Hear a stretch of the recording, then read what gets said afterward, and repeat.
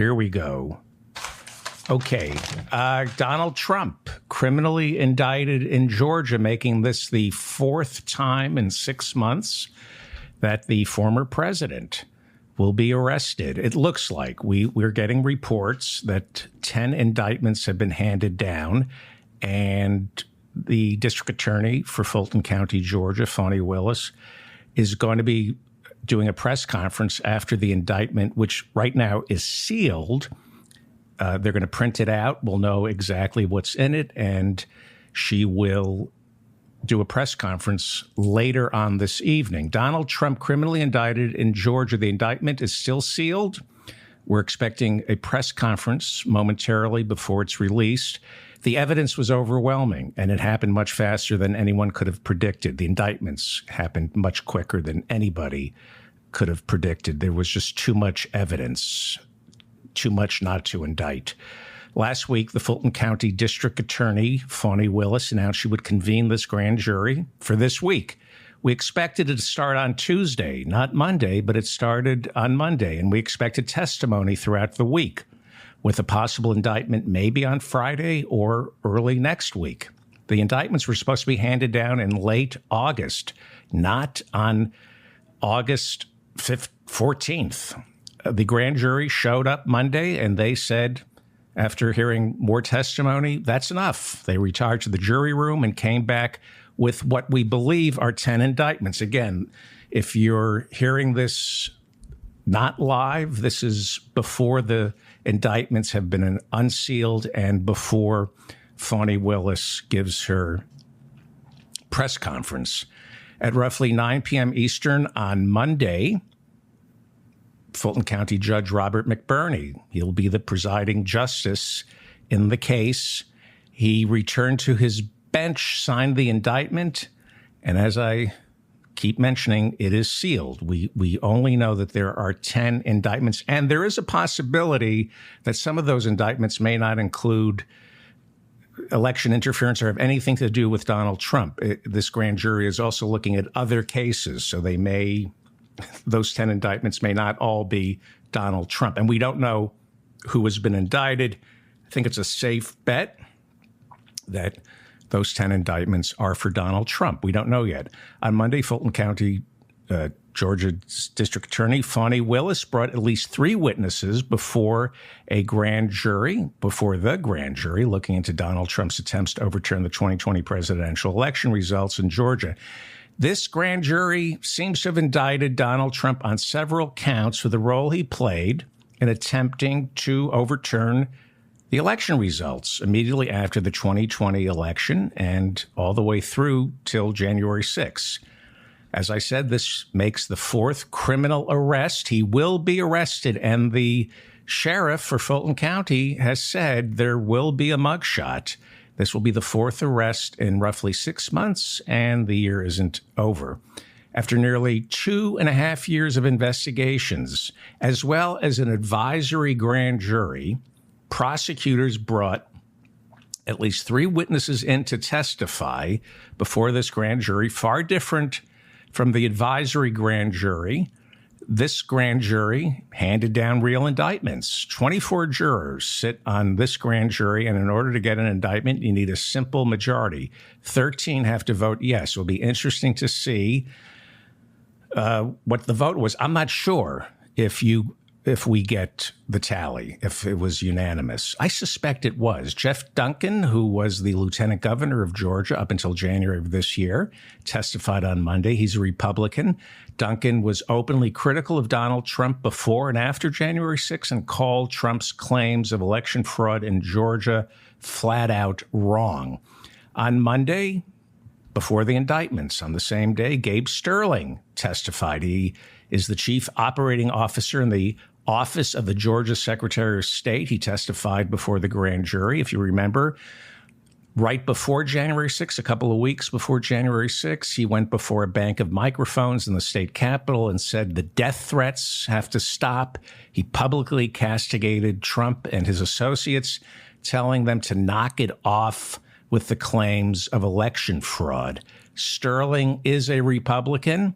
He has testified in Washington and before the Georgia State Legislature on all the death threats, MAGA inspired, as well as the death threats that Donald Trump and Rudy Giuliani inspired, even though 3 recounts, one of which the Trump campaign paid $600,000 to conduct, 3 recounts in the state of Georgia clearly demonstrated that Donald Trump had lost the state. By January 2nd, when Donald Trump called Brad Raffensperger, the secretary, I'm just checking to see if there's any information, the Secretary of State. Hang on, are we getting anything? Okay, nothing new yet. By the time that infamous call that we all heard was made, 3 recounts had said no voter fraud. Sterling, like the governor of Georgia, Brian Kemp, is a Republican, as is Brad Raffensperger, the Secretary of State. He's also a Republican. Also going before the grand jury on Monday was George Chidi. I think I have a picture of him. There's George Chidi. Do I have George Chidi there? He's an independent journalist. He was called to testify on Monday, but he tweeted out that the jury seems to indicate they don't want to hear him, that they have enough information to make a decision. So I don't know if the independent journalist George Chidi, who was subpoenaed, I don't know if he testified. He said the jury seems to have indicated they've heard enough. Chidi is significant because he was in the state capitol. He's a journalist.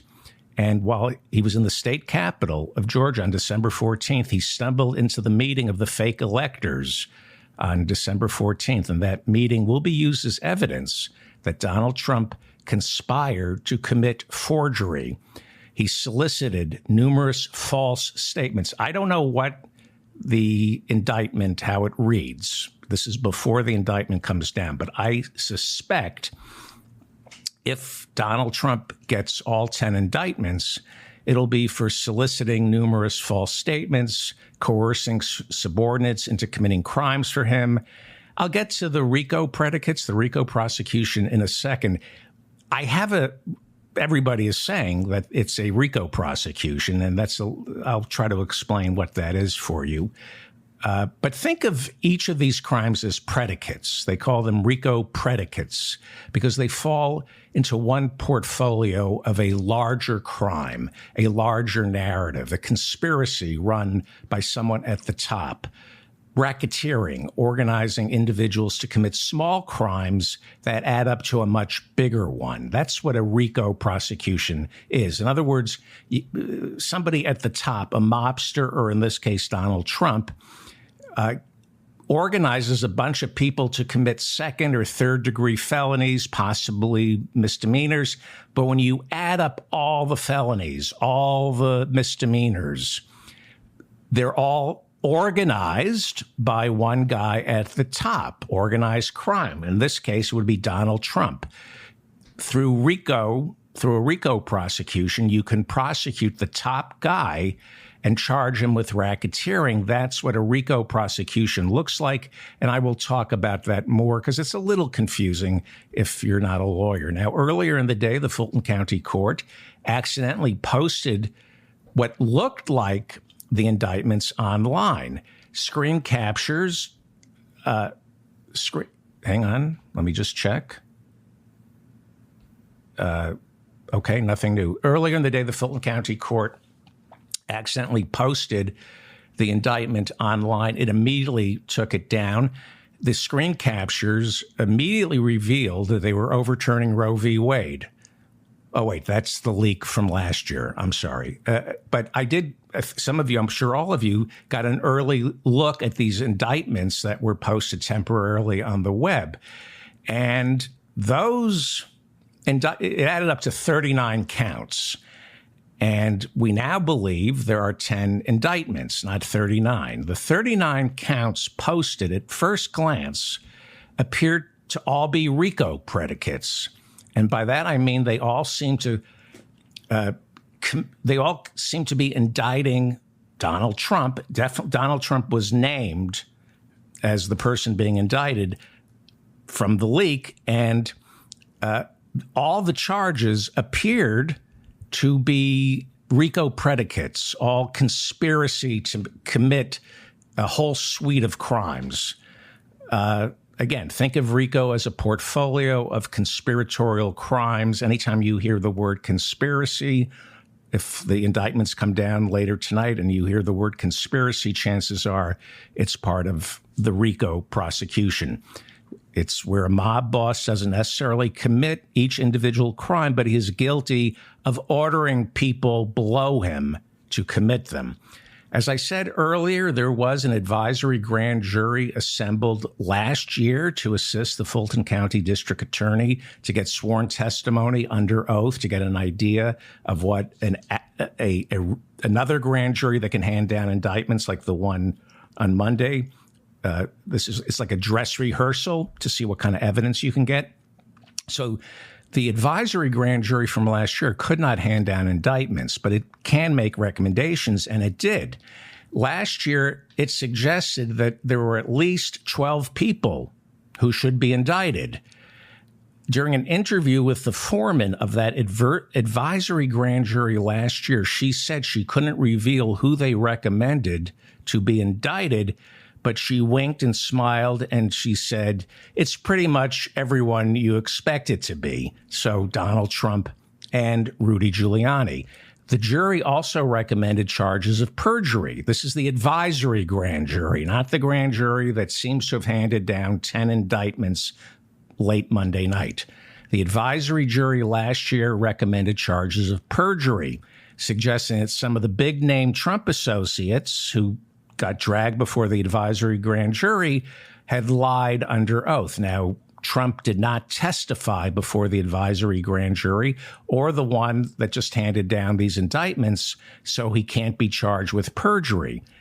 We don't know if it's just Trump being indicted Monday night or there were 20 other people who were contacted by Fani Willis told they might be the target of a prosecution. That would be some of the phony electors.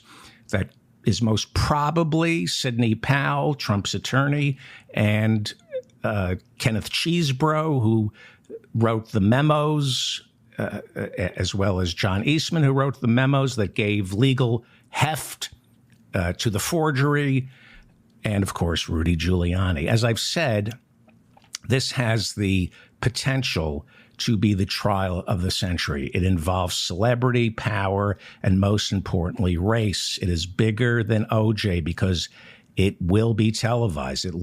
Georgia allows, as we saw Monday night, cameras in the courtroom, and I can't help but think televising this trial will make it less of a circus. People will stay home and watch. Through transparency, there are fewer conspiracy theories. It might silence QAnon. Some of the QAnon people, maybe, they won't gather around the courtroom and make trouble, although they can watch it on their phone while committing mayhem. So I think televising this might, just want to make sure Fani Willis isn't talking yet and that we can't read the indictment. I want to get this out of the way before I read the indictment. I want to predict what I think is in the indictment. Nobody is certain whether Trump, if reelected, can pardon himself for a federal crime.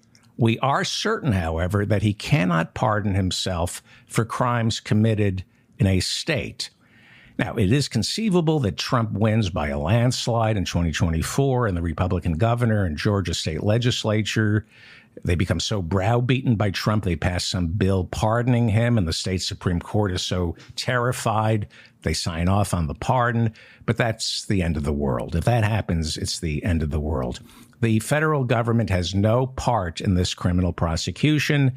Donald Trump cannot pardon anybody if he's elected president again. He can't pardon himself or anybody else. And if he is convicted in Georgia, he has to be in prison 5 years before he can go before the parole board. And that parole board is independent. The governor is a Republican, Brian Kemp. He doesn't issue the pardons. A parole board does. Granted, he could fire the parole board, but he hasn't cooperated with Trump. The Republicans in Georgia have not cooperated with Trump. They did not help him at all try to reverse the election results in Georgia.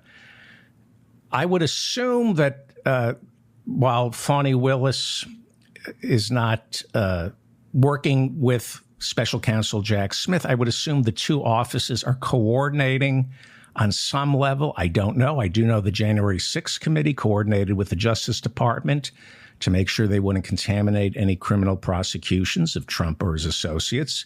And it's worth noting that during Contragate, some of the convictions were eventually overturned due to confusion over witness testimony before congressional committees. That's why the January 6th committee was very careful to coordinate with the Justice Department. They didn't want to contaminate any witnesses and blow up a prosecution. Because of Contragate, they learned their lesson from Contragate in the 80s. Immunity deals were handed out to witnesses who went before the select committee, the congressional committee looking into Contragate, and that stepped on, I think it was Walsh. I think he was the independent counsel looking into it back then. So a couple of people couldn't be prosecuted for Contragate. And then George Herbert Walker Bush became president in 1989, and then he pardoned the rest of the people who were convicted for Contragate. So let me get to the RICO prosecution, because we hear about them all the time. And I am a little scattered. I apologize. This indictment came down much sooner than I anticipated. I was going to talk about Montana and the climate change ruling tonight. So RICO prosecution. We hear about RICO prosecutions all the time. Trump looks like he's going to be indicted under Georgia's racketeering laws, RICO's racketeering laws. This would be the RICO prosecution that Fani Willis seems to be a fan of. Now, Fani Willis has only been on the job. She's only been the Fulton County District Attorney since 2021. She is elected. And one of her first hires, she knew something was up with Donald Trump trying to overturn the election results in Georgia. So one of her first hires as the district attorney in Fulton County was a RICO specialist. She also reportedly likes to use RICO laws, state RICO laws in Georgia, and has successfully prosecuted several cases using RICO laws to put away people you wouldn't necessarily think of as mobsters. She put away teachers in Georgia under racketeering laws. The RICO prosecutions now would have to prove that Trump was the head of a racket, a criminal conspiracy to change the election results. So before I get back to the RICO prosecutions, which, peels back everything Trump ordered his associates to do and what he did between Election Day 2020 and January 6th, I want to review some of the state laws that Trump either broke or ordered people to break. And that would be under the umbrella of a RICO prosecution. These are some of the state laws that people from the Brookings Institute, people who write over at Lawfare, people who write over at Just Security, these are what some of the experts, these are some of the laws that they think Fani Willis will indict Donald Trump over, okay? And they all add up under racketeering, supposedly. So these would be crimes, but let's call them RICO predicates, because they would theoretically fall under the umbrella of a RICO prosecution. These are crimes that he either broke or ordered to be broken as the head of a racket. Forgery in the first degree. I really want to talk about forgery in the first degree because it will help you understand the phony electors slate, which is confusing. The phony elector scheme, I know it's difficult for people to completely understand, and that's why I want to go over that with you. It's forgery in the first degree, conspiracy to commit forgery in the first degree. You can be certain that in these indictments, Donald Trump will be charged with conspiring to commit forgery in the first degree. So why forgery, and what is the connection between forgery and the phony electors slate? What you need to understand is on January 6th, according to the Constitution, the vice president, who's also president of the Senate, stands up and counts the Electoral College votes, okay? In the Constitution, every 4 years, it says, every 4 years on December 14th, electors in each state vote by paper ballot for president and vice president. Each state has different laws, but they're pretty much the same. Both in each state, especially in Georgia, both the Republicans and the Democrats have a slate of electors that they put before their state legislature. And for all intents and purposes, whoever wins the popular vote in the state of Georgia, then the slate of electors from that person's party, they get to cast their ballots for president in the Electoral College. There's no workaround. You can't short circuit this. Under Georgia law, whoever wins the popular vote, now it's a little different in each state, but in Georgia, whoever wins the popular vote, okay, his party's slate of electors then get to be sent on paper to Washington, D.C. on January 6th for the certification of the Electoral College. Now, Georgia has 2 senators and 14 congresspeople. So it gets 16 electors. A state gets, the number of electors is you add up the number of people, congresspeople and senators. So that's 16 electors. And Trump faces forgery charges, or if it's a RICO prosecution, and it looks like it is, he faces a RICO predicate of conspiracy to commit forgery, because there are very specific rules in each state and Georgia when it comes to choosing a slate of electors on December 14th, okay? We know, let me just check here. I just want to make sure she's not speaking. Okay, she's not speaking. Okay, she's not speaking yet. We now know that Trump, working off memos written by Harvard Law School graduate Kenneth Chesebro and John Eastman, we know Clarence, and John Eastman would be Clarence Thomas's former law clerk and Ginny Thomas's best friend. We know that working off their legal memos, the Trump legal team, under the leadership of Rudy Giuliani, orchestrated a phony meeting of electors in Georgia State Capitol building. That is, the memo said, the phony electors, Kenneth Chesebro, Harvard Law, when he wrote the memo, said, you have to send the phony electors into the state capitol. They must convene under Georgia law. A slate of electors must convene in the state capitol for it to look authentic. This is forgery.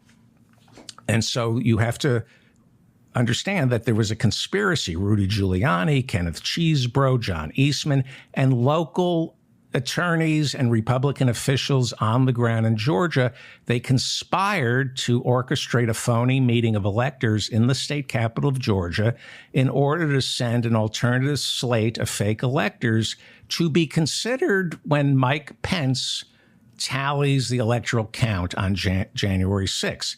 This meeting was the one that the journalist George Chidey stumbled into on December 14th. That's why he was called to testify. So Georgia officially sent 16 electors to Washington, D.C. to be counted on January 6th, all of them for Biden. But thanks to this criminal conspiracy, thanks to Donald Trump, they forged, the Republicans, under the guidance of Rudy Giuliani, taking orders from the mob boss, Donald Trump, they forged a slate of 16 electors all voting for Trump and then mailed that slate of phony electors to Congress as well as the National Archives. They insisted that they follow Georgia state law, that they met inside the Capitol, as Georgia state law insists, and they signed forged documents. This is forgery, attesting that Donald Trump won the popular vote in Georgia, and therefore we are the rightful slate of electors. They signed this. They certified it. They mailed it. That is forgery. There was not a single shred of evidence of voter fraud. This is forgery. 3 recounts in the state of Georgia. Not a single Republican election official in Georgia said there was evidence of fraud. Those documents were forgeries, and mailing them to Washington and the National Archives is forgery. It's filing false documents, which is another RICO predicate. It is a crime to file false documents in the state of Georgia. It's a crime to issue false statements. You're defrauding the voters of Congress, the voters of Georgia. You're defrauding the voters of Georgia and the United States Congress. These are all violations of state law. We know that several of the 16 phony electors were high-ranking members of the Republican Party in Georgia, which means they're stupid. They didn't know what they were signing. They were coerced. It is a crime to coerce, to conspire, to coerce people into signing false documents. They were bullied by Republican lawyers on the ground in Georgia who were taking orders from Rudy Giuliani, who was taking orders from the president. Okay? That is against the law. It is against the law to solicit a crime. It is against the law to solicit a crime under false pretenses. That's all according to Georgia law. And all these little crimes that were committed will fall under a larger narrative of a RICO prosecution, which we assume Fani Willis is going to use to prosecute Donald Trump. How do we know it's forgery?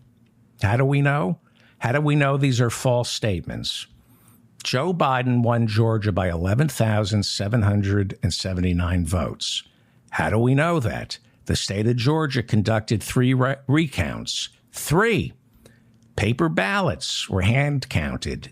Now, it is against the law to meet inside the Georgia state capitol under the aegis of the Republican Party putting together a slate of electors to send to Washington, D.C. It is forgery. It is fraud. It is criminal in the state of Georgia to claim to be duly elected members of the Electoral College. It is criminal to sign documents. It is criminal to order someone to sign documents. It is criminal to forge documents. It is criminal to conspire, Donald Trump, to conspire to get people to forge documents, claiming that Donald Trump won the state of Georgia, even though there was not one credible shred of evidence to support that. There is not a single shred of evidence to suggest any evidence of voter fraud in Georgia.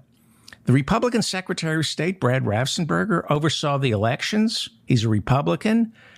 He oversaw the counting of the votes. Everybody in his office, including he, found no evidence of voter fraud.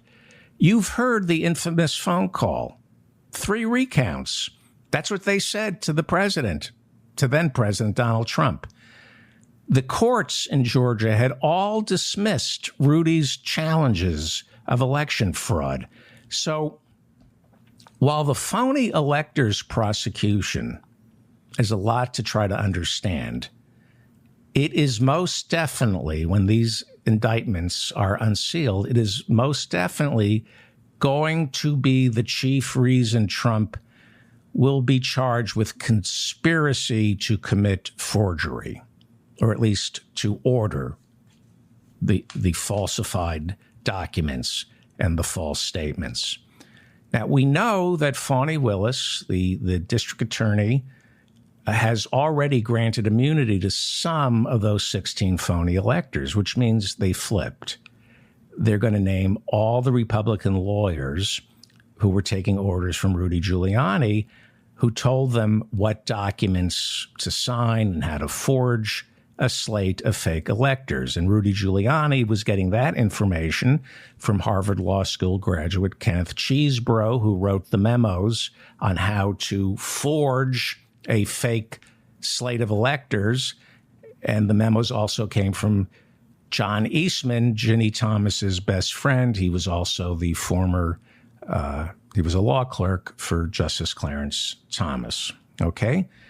Now, Kenneth Chesebro has flown under the radar. I expect him to be indicted in Georgia. Maybe it's wishful thinking. I don't think these indictments, I have a feeling they're mostly Donald Trump. I think, let me just check and see what's going on here. I just want to make, so copies of the indictment have still not been printed, which means the district attorney has not made her statement yet. Kenneth Chesebro, if he isn't indicted today in Georgia, he should be. Harvard Law School. He wrote the memos explaining, happily explaining what the phony electors had to do to make it look somewhat legitimate. In his memos, he says none of this will stand up under scrutiny, but it will create enough confusion on January 6th so that Mike Pence can declare more time is needed to settle this dispute. In his memos, he says the phony electors will create confusion, and that will provide cover to Mike Pence. And he'll be able to say, if he agreed to do this, and he wouldn't, that there seems to be two sets of electors. I cannot certify this election. The Supreme Court, made up of mostly conservative Republicans, would say it belongs, let the House of Representatives, let Congress decide. And I believe because of the electoral count, I think Republicans would hold a 20, it would be 20, I think they would get 26 votes. Each state gets one vote, and there are 50 states, and there are 20, I think 26 states are Republican controlled, so Trump would be reelected. This was all part of the plan. Create enough confusion to have it thrown into Congress, and if Congress decides who the president is because of the Electoral Count Act and the way they vote and the way the states are weighted, they knew, Kenneth Chesebro and John Eastman knew, that Donald Trump would win the election if it were up to Congress. So you can begin to see how this fits into a RICO prosecution. Two or more people conspiring to break the law with a chain of command starting in Washington and then filtering down, dripping down, oozing down to the state of Georgia through capos and button men, right? Rudy Giuliani, capo, right? Another likely charge against Trump is making false statements to a Georgia government official, impeding that official's ability to do his or her job. That is against the law in Georgia. And Donald Trump didn't conspire with anybody to commit that crime. He did that all on his own. You've heard the phone calls. Now, you can lie. That's your First Amendment right. But you can't make false statements under Georgia law. You cannot make false statements or order people to make false statements, especially to government officials who administer the law or carry on the work of the people, like overseeing the elections. For example, on the federal level, National Security Advisor Michael Flynn was indicted, had to be pardoned, because he made false statements to the FBI So Trump has been indicted. And they're all 10 of those are Trump indictments? Not yet. Not yet. We just know that Trump was indicted. Great. Thank you. So Michael Flynn's First Amendment rights are not protected. You're not allowed to lie to the FBI. That's not a First Amendment right. Thank you for that.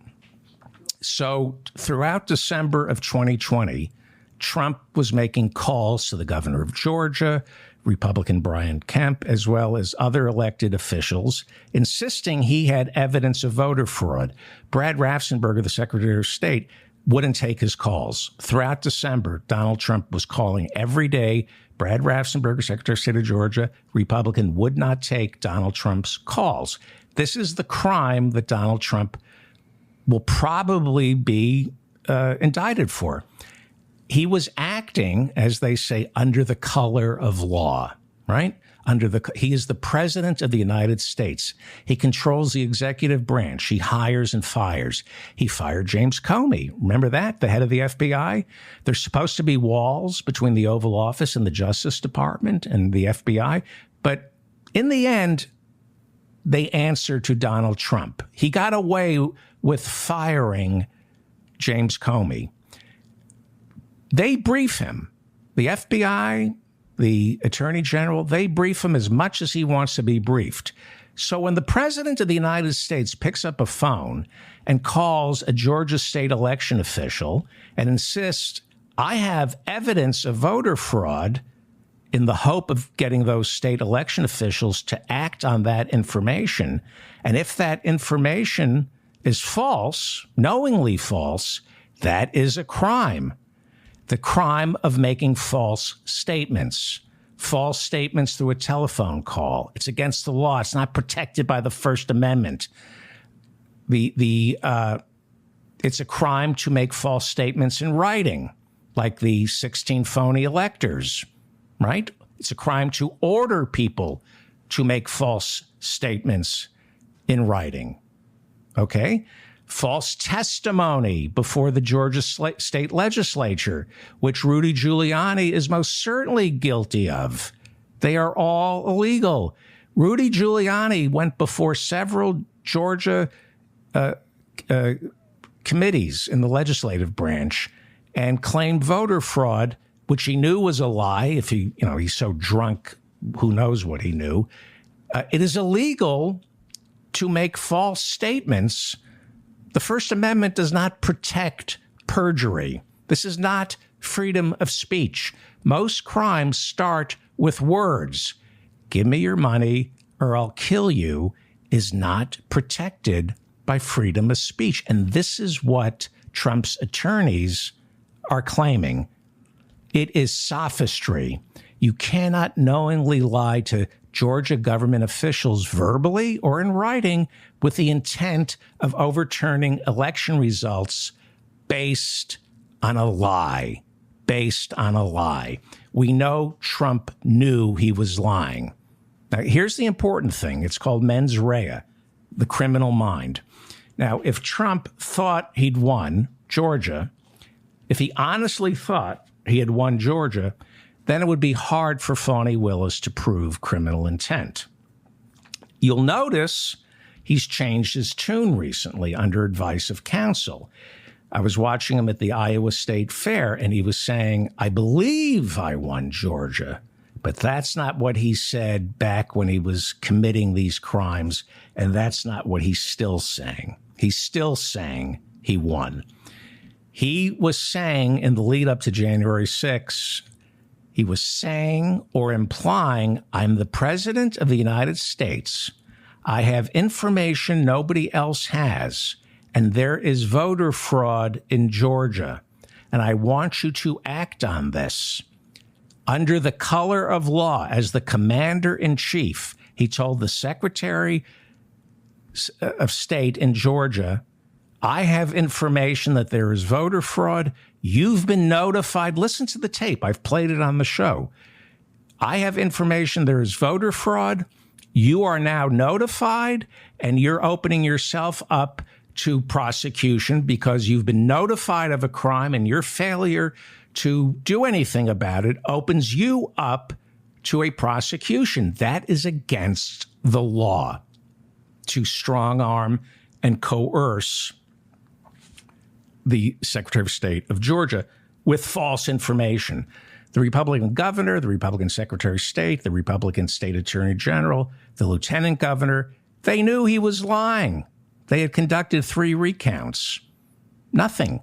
Now, Trump can go speak at the Iowa State Fair and say, I believe there was voter fraud, but when he committed the crime, he wasn't saying, I believe there was voter fraud. He was saying, under the color of law, as the commander-in-chief, there is voter fraud.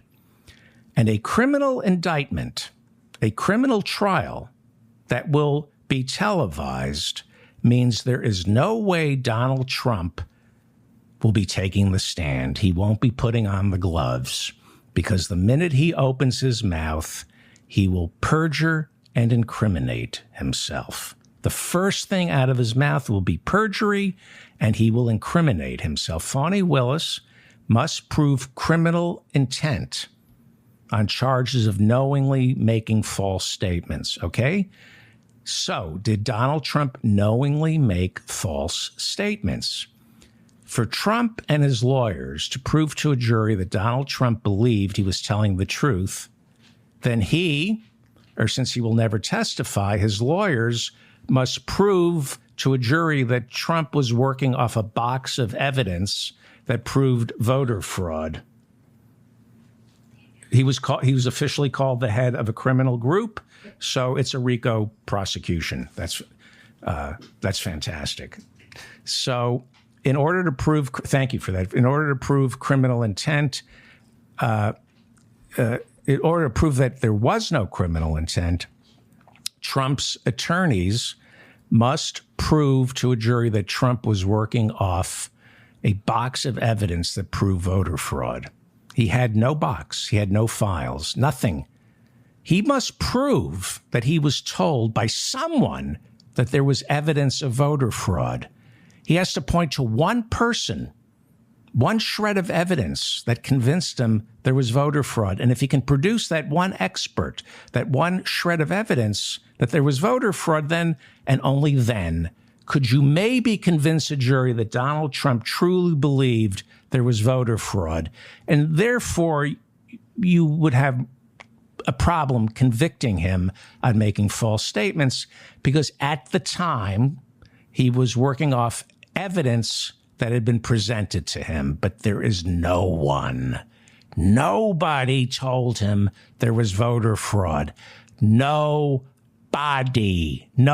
told him there was voter fraud in Georgia. Nobody. He ordered the Justice Department to find voter fraud. He fired Bill Barr, his attorney general, because Barr couldn't find voter fraud.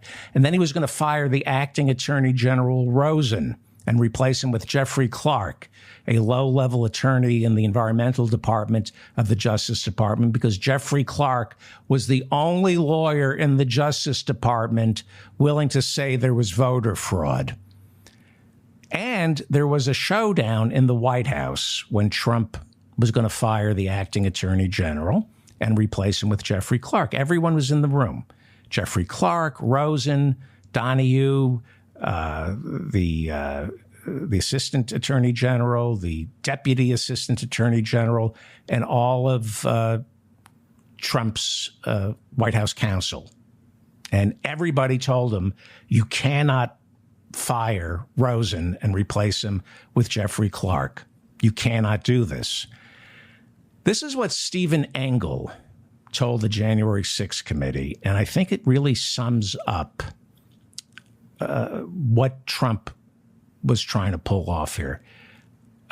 Steve Engel was an assistant U.S. attorney general in the Justice Department. He was in the Oval Office when this big meeting came down, when Donald Trump said, I'm going to replace Rosen, acting attorney general, with Jeffrey Clark, because Jeffrey Clark has proof of voter fraud. And they said, there is no voter fraud. There's something wrong with Jeffrey Clark. Some of the things that were said about Jeffrey Clark in that meeting were pretty nasty. This is what Stephen Engel Assistant U.S. Attorney General, who was at the meeting, this is what he told the January 6th committee. The president turned to me and said, "This was they had said, if you make Jeffrey Clark acting Attorney General, the entire Justice Department is going to resign." The president, this is what he said. The president turned to me and said, "Steve, you wouldn't." I'm just getting an update here. 41 counts of indictments for Trump and others. So it wasn't 10 indictments. Wow. 40. I got to wrap this up. I got to read the indictments. 41 counts, indictments. So it was what was leaked, and they've indicted others. So I haven't seen the indictment. I'm going to assume, let me go to the web here. Let me just see what it's saying. Thank you. The set of it charges accuses Trump of leading a criminal enterprise to stay in office.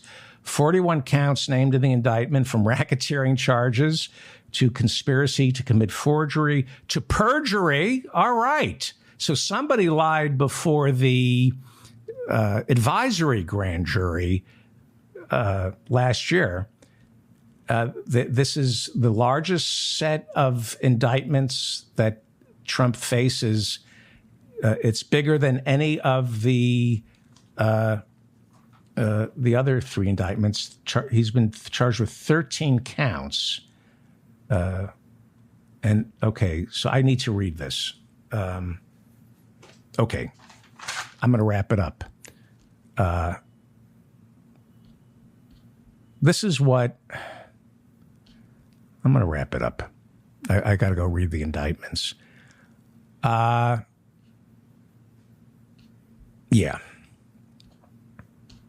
I think that covers everything. Well, I'm wondering if criminal solicitation is one of the counts. That's criminal under Georgia state law. Someone is guilty of criminal solicitation if they order or solicit, beg, or ask someone to break the law. That carries with it a 5-year prison sentence, and it doesn't matter under Georgia state law whether the person you order to commit a crime commits that crime. It doesn't matter if the person you solicited is found innocent of the crime you solicited.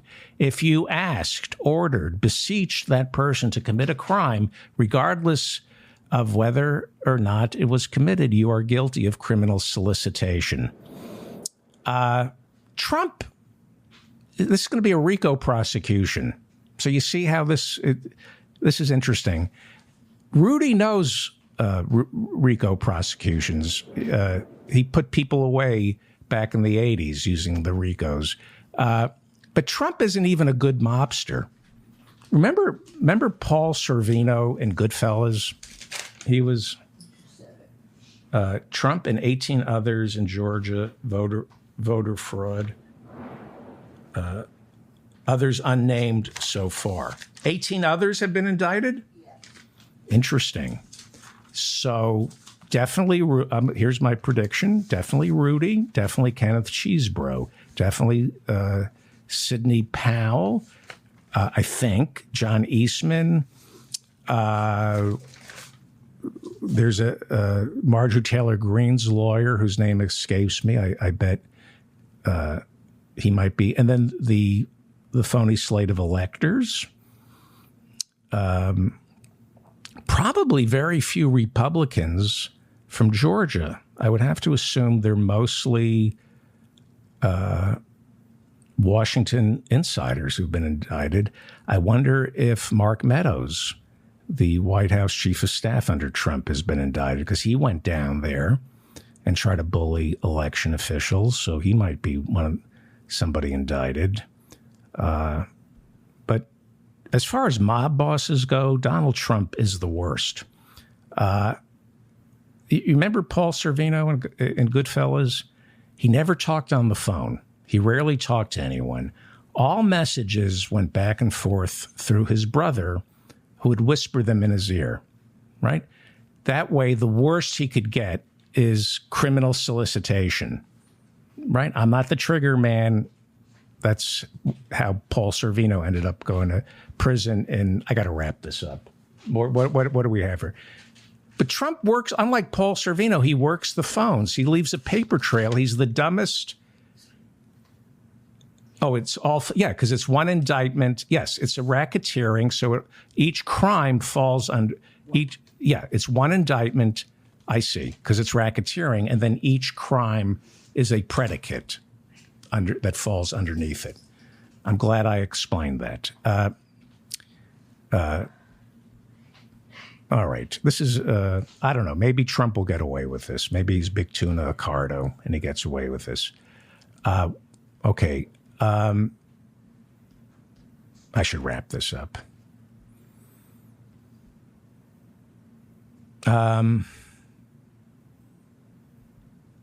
Before I go, let me just say something about RICO. Jim Walden over at NBC News has a piece that he wrote back in October of 2022, which you should, if you want to understand what a RICO prosecution is. He writes that Rudy Giuliani dusted off RICO statutes and used them to take down the mob. And James Walden is a former federal prosecutor and assistant U.S. attorney for the Eastern District of New York. And he says that RICO federally became law in 1970 when Congress passed the Racketeer Influenced and Corrupt Organizations Act. Obviously, Georgia passed a similar law to prosecute organized crime locally. And what the Racketeer Influenced and Corrupt Organization Act allows is prosecutors to create a narrative of criminal enterprise where crimes are committed as part of an organization as opposed to an individual. So I kind of think of it as a car, the crime as a car on an assembly line. Each part of the car is installed by a separate individual so that nobody can take responsibility for the entire crime. So the crime comes down the assembly line and one crew assembles the bribery, then another crew assembles the threats, and then it moves down and another crew assembles the money laundering.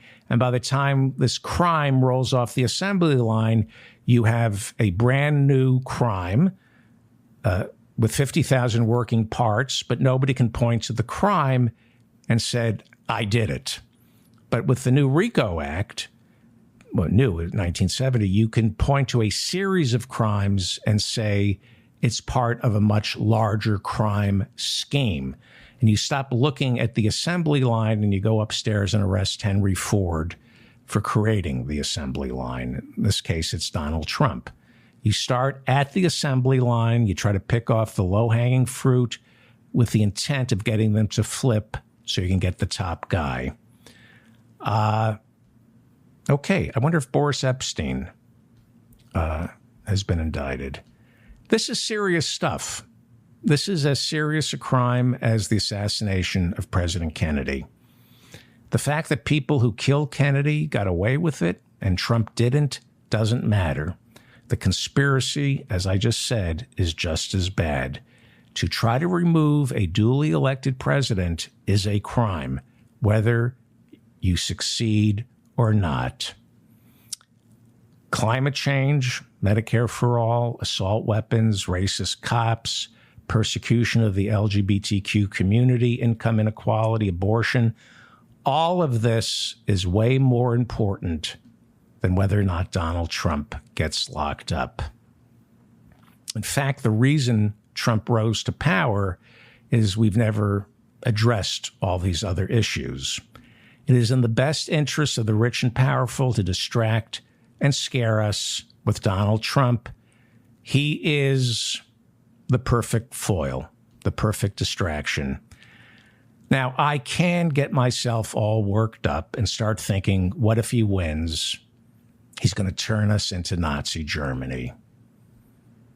I don't think so, even if he wins. One of our saving graces as Americans is, unlike the Germans, we all hate each other. To turn America into a fascist state, on the order of Nazi Germany, you must get the entire country marching in lockstep. You know, I like my neighbor, but if she's marching east, I'm marching north because I know she's planning something. I don't trust her. I see the older men she dates. I like her. She's a good neighbor, but I'm not marching where she's going. We hate each other. We do. We all hate one another. And that is what's going to keep us from becoming Nazi Germany. I'm David Feldman, reminding you to stay strong and protect the weak. And even if Trump ends up in prison, the system is still effed. Thank you, everybody.